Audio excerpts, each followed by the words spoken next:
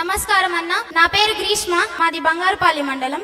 మిమ్మల్ని పాదయాత్రలో చూసాము. అప్పుడు ప్రతి తల్లికి, చెల్లికి, అక్కకి ఎంతో భరోసాని కల్పించారు. కానీ కాదంబరి జిత్వాని గారి విషయంలో గత ప్రభుత్వం ఎంతో అన్యాయం చేసింది. తెర ముందు అన్యాయం చేసిన వాళ్ళే కాకుండా తెర వెనక ఉన్న వారిని కూడా శిక్షిస్తారా? అలానే ప్రతి చెల్లికి భరోసా కల్పించేందుకు ఎటువంటి కార్యాలు చేపడుతున్నారు? అమ్మా, రెండో ప్రశ్న మొదటికి సమాధానం చెప్పాల్సిన అవసరం. ఈ రోజు విద్యాశాఖ మంత్రిగా నేను మీ ముందర నుంచుంటున్నా.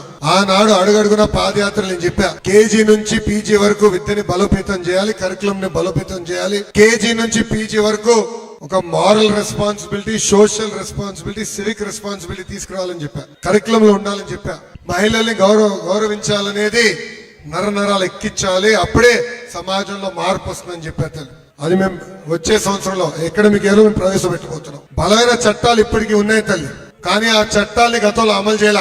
గత ప్రభుత్వం ఆ చట్టాలు కొంతమందికి చుట్టాలుగా మారినాయి తల్లి. దానివల్ల ఇలాంటి ఘటనలు జరిగినాయి. చూస్తే 3 IPS ఆఫీసర్లు ఇప్పటికీ సస్పెండ్ చేశాం. తెర వెనకాల ఎవరున్నారో వాళ్ళందరి పేర్లు ఒక పుస్తకంలో ఉంది తల్లి. ఏ పుస్తకం తెలుసా? ఏ పుస్తకం? ఆ ఎర్ర బుక్ కి ఈ మధ్యన జగన్మోహన్ రెడ్డి గారికి నిద్ర రావట్లేదంట. ఏ ప్రెస్ మీట్ లో పెట్టినా ఎర్ర బుక్ గురించి మాట్లాడుతున్నా. మళ్ళీ ఫేక్ జగన్ గారికి చెప్పదలుచుకున్నా. నేను ఏం చెప్పాను తల్లి, బంగారుపాలెం మీటింగ్ లో నేనేం చెప్పానంటే, ఏ అధికారులైతే చట్టాన్ని ఉల్లంఘించి ప్రజల్ని, కార్యకర్తలు ఇబ్బంది పెట్టారో వాళ్ళని నేను వదిలిపెట్టానని చెప్పిన. దాంట్లో భాగంగానే యాక్షన్ తీసుకున్నాను తల్లి.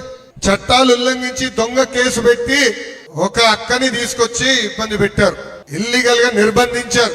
అందుకే యాక్షన్ మొదలైంది తల్లి. దాని ఇంకా ఎవరున్నారో మొత్తం బయట పెడతాం.